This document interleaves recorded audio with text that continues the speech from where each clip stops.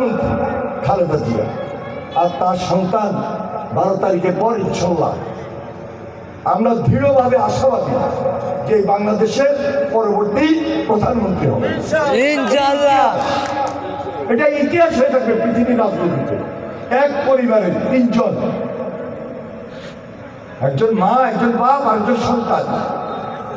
কি বলেন, সহজ জিনিস? আর লক্ষ লক্ষ মানুষ আমরা তাদের দিকে তাকিয়ে আছি, এই জিয়া পরিবারের দিকে তাকিয়ে আছি। আর জিয়া পরিবারের উপর অন্যায় অত্যাচারও হয়েছে বেশি, এই জন্য মানুষের শ্রদ্ধা সম্মানের জায়গা এখনো আছে।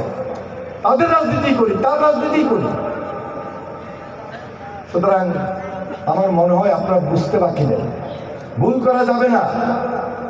ভুল করলে যে অন্ধকারে ছিলাম তার চেয়ে বেশি অন্ধকারে চলে গিয়ে দেশটা সরকার হয়ে যেতে পারে।